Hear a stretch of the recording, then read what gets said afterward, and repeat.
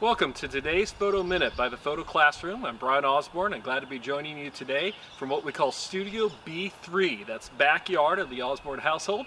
And today we're going to be talking about how to hold the camera steady. That sounds so unimportant, but it really is, because many of our images are blurry because we're not really holding steady. So today we're going to talk about the three connection points that you should have with your camera in order to be as steady as possible. The first one is really the left hand. The left hand becomes the main support system for the camera. And what a lot of people do is, instead of placing the left hand underneath, which I just showed you, most people do this, and that really has a couple downsides. One is that you can't keep your elbow into your body, which is going to be very important. And secondly is that if you are using your built-in flash, you might be blocking your flash by having your hand above it. So you really want that left hand to just fit comfortably underneath. You can still zoom the lens in and out with your fingers. And then it's very important that you keep your left elbow into your body for stability. The second part of connecting the camera to you is your right hand. And you can just grip that and make sure that you got your right elbow into your body as much as possible.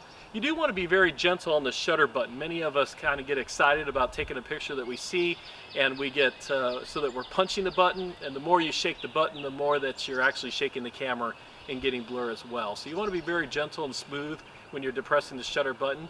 Also remember, or you might notice, that's on the bottom of this camera is what we call a battery grip or vertical release.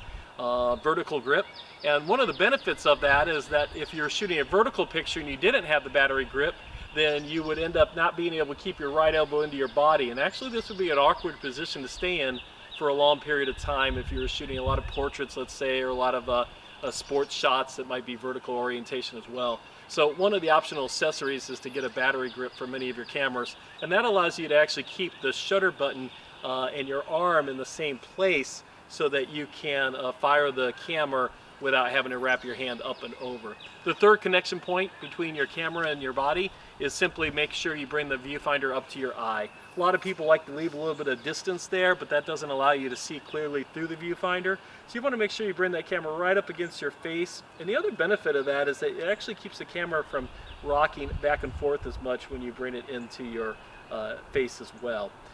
By using those three connection points and being very gentle when you fire off the shutter button, you'll find that a lot of your pictures are much steadier, a lot less blur in them, and that's going to be really key to getting great photographs down the road as well. In some future sessions, we'll do some more about how this technique applies to longer lenses, as well as how you can actually test this at different shutter speeds and see how steady you actually are. But this is a good foundational starting point. And one of the practice exercises today would simply be to have your camera down to your side and then just bring the camera up to your eye and see how quickly you can kind of put all those pieces together so that you're holding the camera well every time that camera comes from its resting position. You can even put the strap around your shoulder if that's more comfortable for you, or around your neck. And just see that every time you bring that camera up, that the camera is in the right position, that your elbows are into your body as much as possible, and that you're able to hold steady. Thank you so much for joining us today, and we hope that you have a great time practicing this, and join us tomorrow.